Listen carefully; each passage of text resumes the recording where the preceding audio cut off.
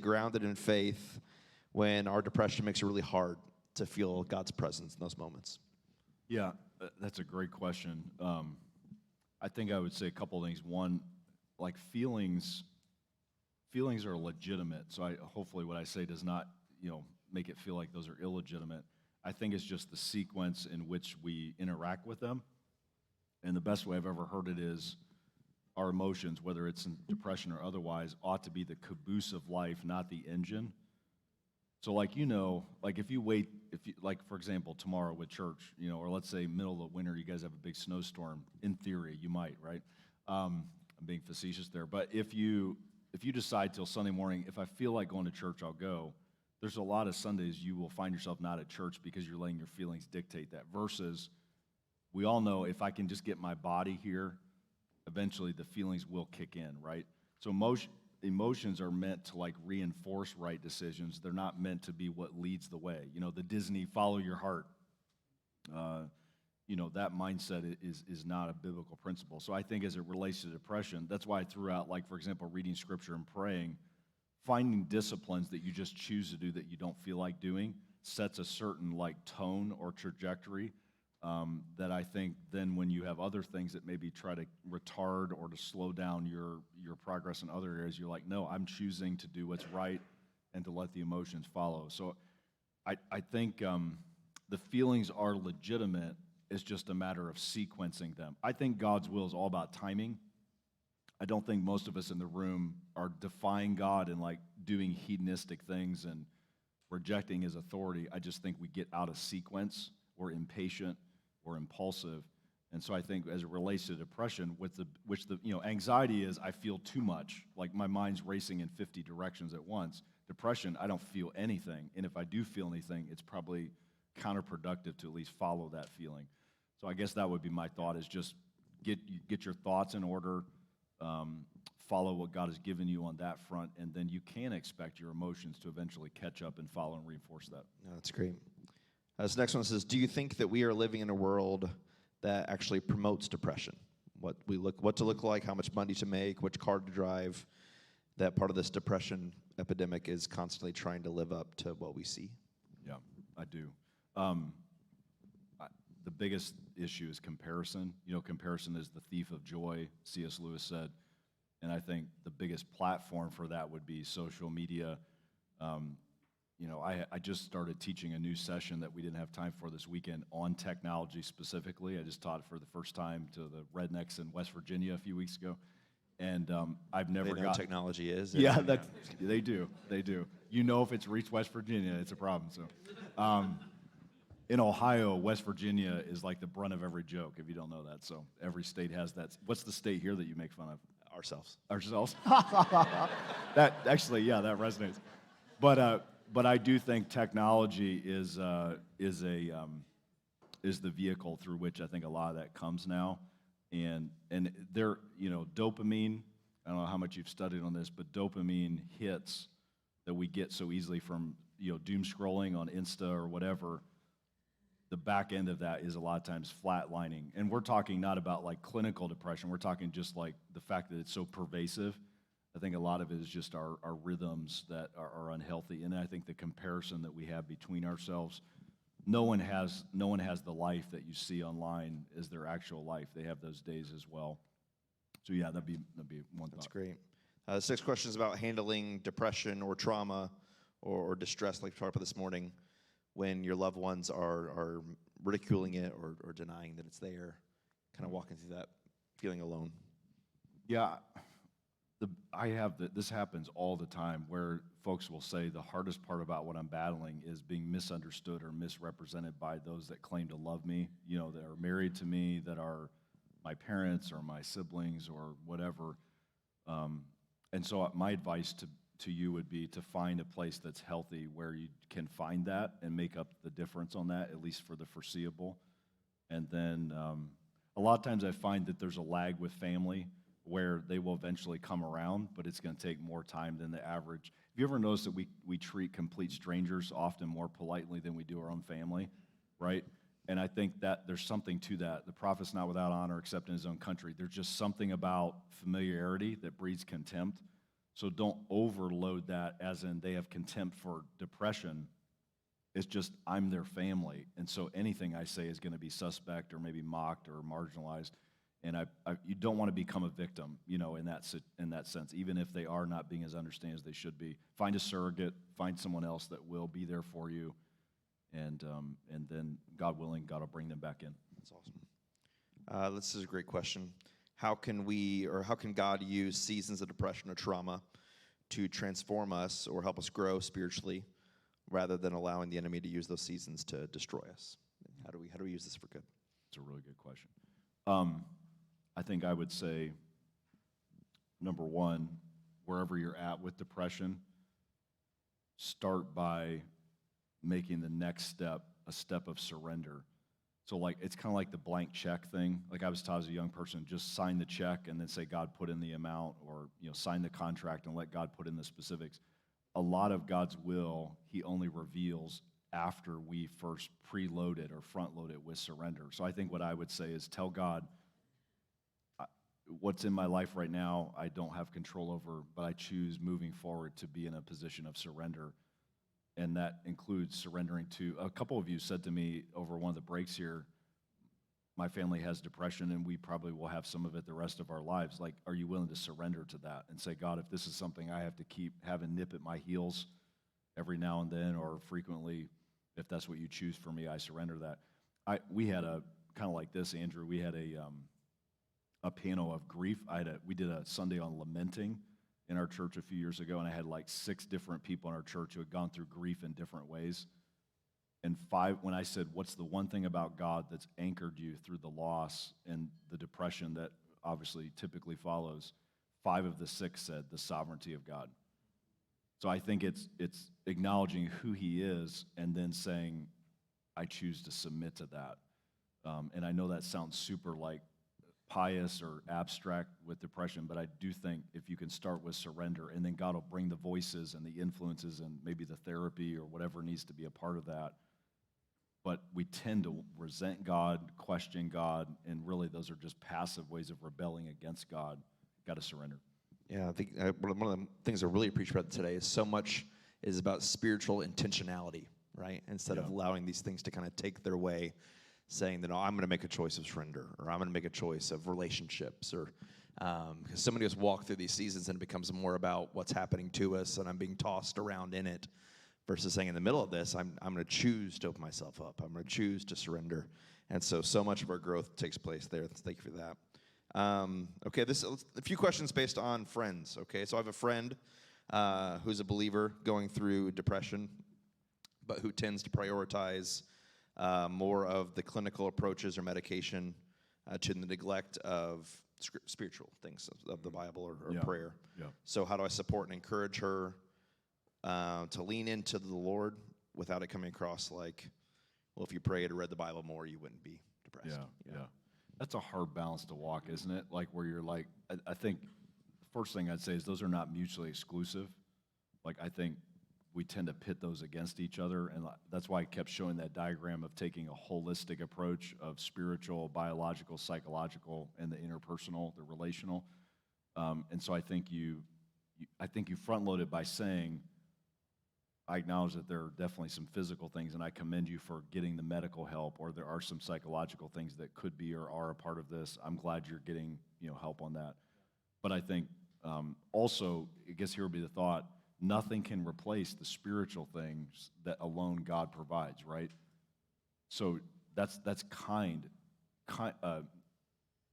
kindness is to be clear, to say that and say, I just don't want you to miss out on the part that alone our God brings to the table, that in no way is to invalidate the other parts of it.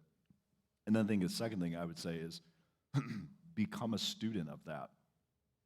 Not a lecturer, just one who is reading. So read up on the things that they've been diagnosed with, whatever that is, and try to there's a good book called, I'll share it with the leadership team this afternoon, but it's called the Christian Counselor's Medical Desk Reference. And it's a book on, basically it takes, here's what this diagnosis is, and then also gives you some biblical perspective on it. It's not a book to read, it's just one to look at if your friend or family member has that. Christian Counselor's Medical Desk Reference is the name of the book, and it's a good book. I use it regularly. So I think it's just making sure that you acknowledge what is true about that. Is that true of them? I don't know that that's our job to discern that, but it's also not our job to say it's not true of them, right?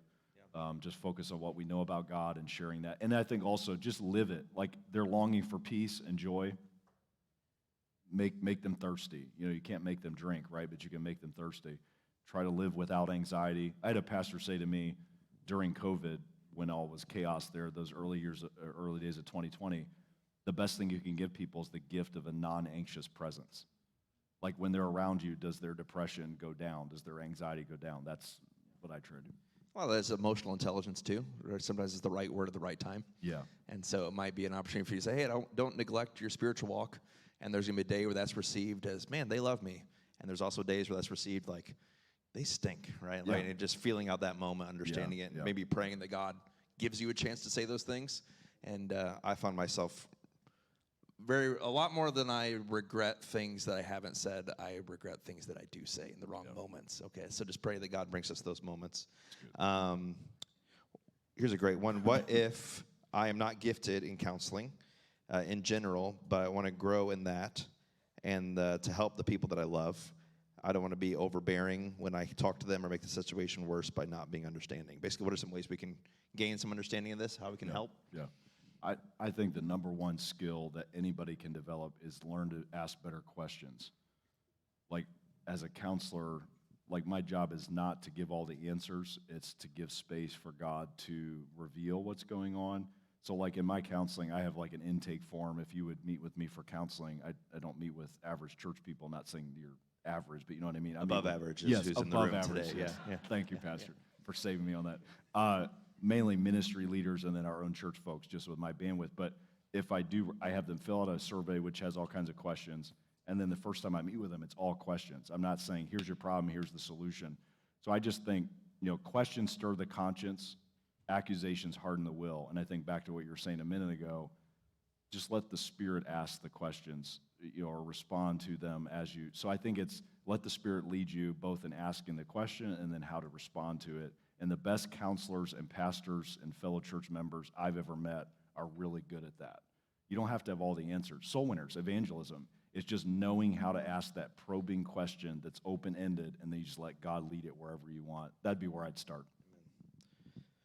Another family relationship. My young adult daughter has struggled with depression for years, been hospitalized 3 times, and yet continues to hold on to the negative thoughts. She says she wants to feel better, but can't quite get out of her own way. As parents, it's hard to watch because she seems to find issues with any advice that we give. She's in therapy, but we hope that she would see us as a resource too. Any advice on where we can go from here? Those are tough situations. Main thing I would say would be probably God's going to use a third party to reach your son or daughter. If you think about I don't know if you would categorize her as a prodigal or not, or if she's wayward spiritually, but God has a way of finding us and reconciling us that often we parents, we just can't be the Holy Spirit as a parent. And I don't know if you found this, my boys are now in their one just graduated high school, the other's turning 20 in a couple weeks. I don't know that I've ever had as much control as I thought I did, but I now know I don't, right? And so it's a surrender to that and letting God work. God loves them more than you do, and he's actively working in their lives all the time, even when you can't see it. So I think it's not being panicky or too controlling with it. I know that's easy to say when it's not my kid. My son right now, I feel some of that, where I had someone say to me, with what your son's going through, I bet as a counselor that helps you. And I said, it does, but not the way you think, I would guess. It helps me not say things. So I think it's just giving space for the truth to breathe and the Spirit to work. Just live it, and we all know when we plow through a door to try to say something or do something, and we all know when God opens the door, right? And I'm saying just pray for those open doors. Be ready for that, and then just let it breathe until that moment. Similar question a little bit. It says, I have a 15-year-old daughter who's suffering with depression. I'm trying to help. Where can I start? I struggle myself also with depression, but I know the Lord has helped me over the years, but still get down sometimes with life. Where can I start to help her? Yeah, I think what I would say in my mind is this. First, is there any major psychological issues as far as self-harm, anything that's like urgent?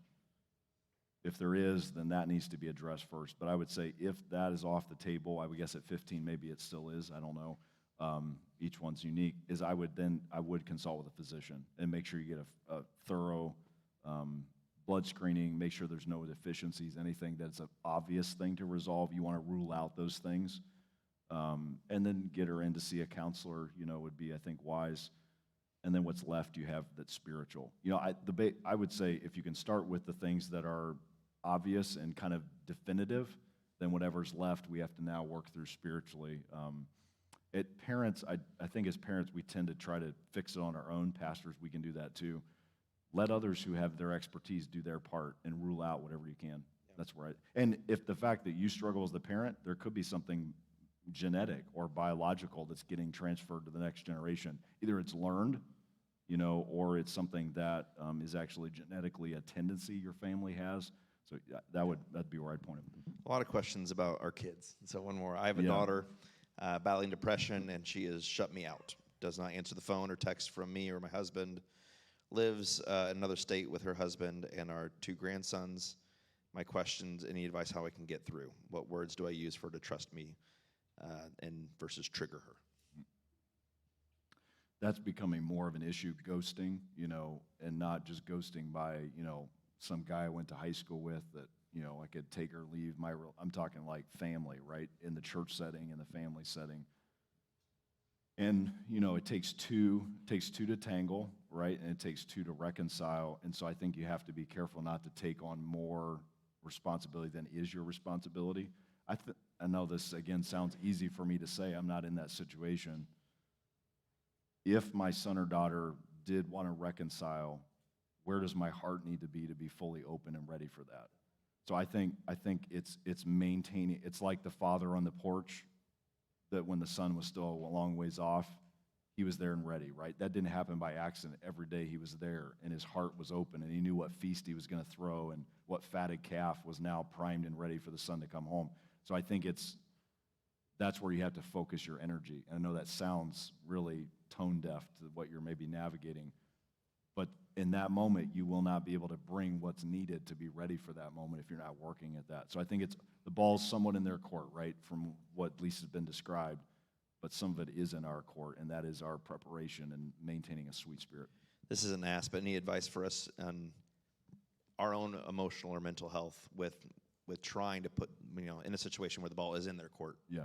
How can we be spiritually stewarding our own walk as parents or those who care for others, with the understanding that they're going to have to make their choices? Any advice as far as how to actually steward that and how to get ourselves ready? I like the idea of preparing the fatted calf, and we're ready for that moment when they do return. But any practical things of do we continue to reach out? Are we or do we just kind of leave them on their own? Yeah, I think I base it on when you do, what's their response to that? And I think if it either is received in a negative way, or it actually causes the relationship to digress further, then I would advise maybe just holding and, maybe I've had parents say the kids don't want a birthday card for the grandkids or, whatever, and so they close off all loopholes, end arounds, and I think you do need to respect that. And I think prayer, I know that sounds super spiritual, but, Philippians 4 we're going to study tomorrow. A lot of our processing of worry about our kids even is prayer. Worry is praying to yourself. Prayer is redirecting that worry for our kids, fears of how it's going to play out in our grandkids to the Lord and letting Him bear the brunt of most of that. That's great.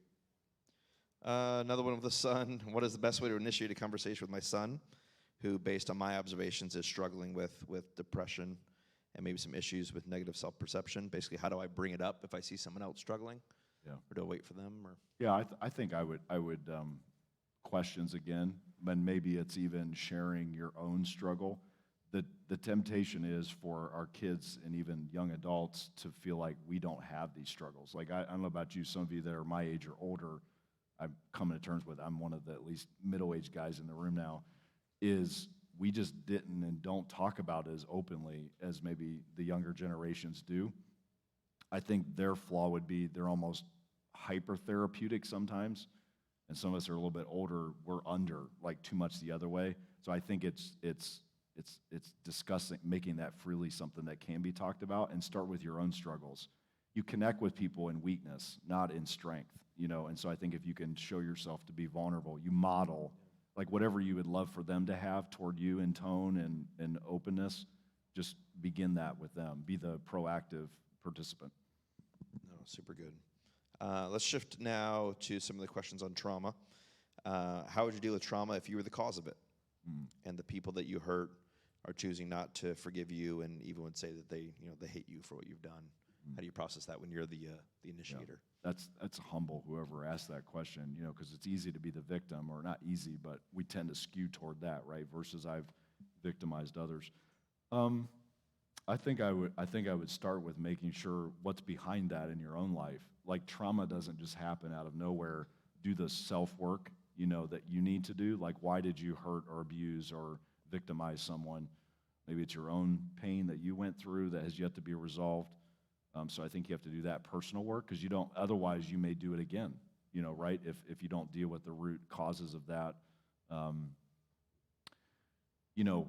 Ultimately repentance is fueled by our relationship with God. Like, think about David, his family. David really messed up royally, right? Pun intended. And a lot of those relationships he got no closure on. I mean, he and Absalom never had their hug fest at the end of this, as the closing credits are rolling. It ended tragically, right? In ways that are mind-boggling to think about. But David said, "Against thee and thee only have I sinned."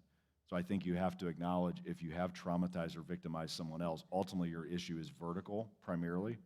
And then if by God's grace he gives you vertical closure, great, but you don't have to have that to move forward, And I think you're always maintaining that, hey, I would love to reconcile, I'd love to make that right with you, whatever that means.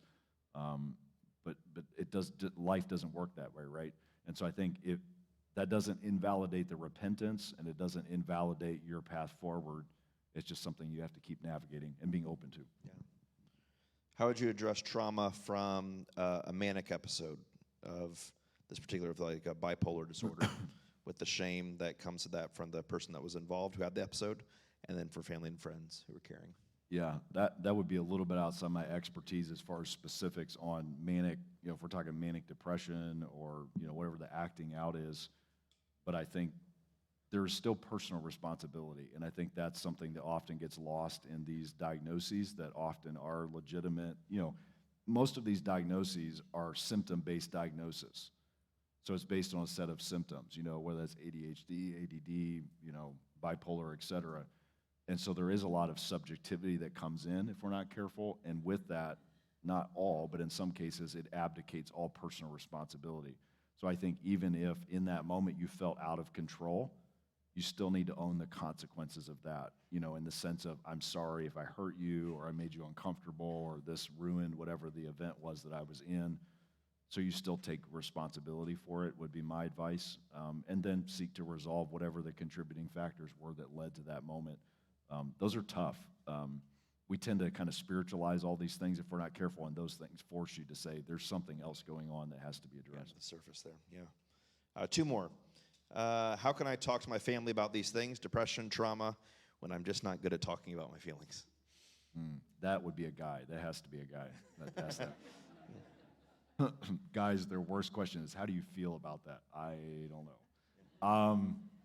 Yeah, I mean, I think that's actually the root issue, is if you can get to where you can talk about emotional things, that's going to then position you to be able to talk about other things, that are a little more deep. So I think it's being around others that are better at it than you, and just merging in with that, getting used to talking about and with them about these subjects, and then, maybe starting with your spouse.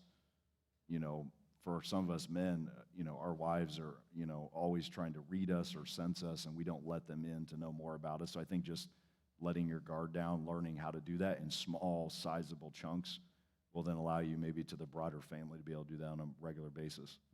All right, this last question's from me, okay? Okay. Speaking as a pastor to a church, help us to understand. I love what you said, that we want to be a place where people can come in and have these conversations when they're ready to talk. To be a church like that, when someone does open up to you in a certain way. Yeah. What advice would you give us as far as being a place that is welcoming, not condemning, Yeah. but also pointing to them the way that they can help? You know, I've seen it done really well, and we've obviously experienced it done the opposite too, where it's, you know, stigmatized or whatever it is. So to speak to us as a church family, you know, in the regards to being an outreach and a place where people can get help, any advice you'd have? I heard a guy say recently, he said, if we love people the way, and I think it's happening here in this church from what I hear, but if we love people truly the way Jesus loves people, we wouldn't be able to find room enough to welcome them in, because people are hurting, right? And Jesus was the master at letting very imperfect and flawed and hurting people sit at tables with him and fellowship with him and walk miles with him.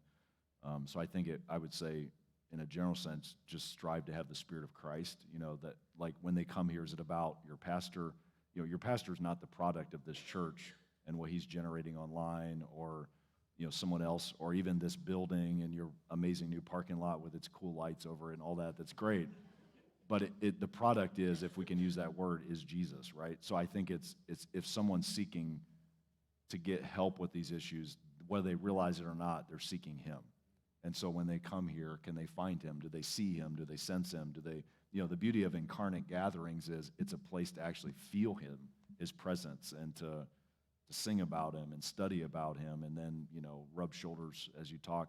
I think that would be one thing. I think the other thing would be from the pulpit and in the classes and in small groups and wherever you have an area of influence, talk about your own, you know, journey with pain and struggle and brokenness. And try, the biggest thing, I had a mentor of mine challenge me recently. He said, Harley, when you're preaching, you'll share personal stories. Hopefully I don't do that this weekend now I'm thinking about it. But personal stories that are like years removed, and it's all neatly tied up. Yeah, I used to struggle with this, and now I'm free of it. And he said that almost like does the opposite of what you're trying to do, which is make it more relatable. So just share, hey, we had a bad week as a couple, or where that's appropriate. You'll clear it with your wife, guys, first. But you know what I mean? Like, I just don't think we're real.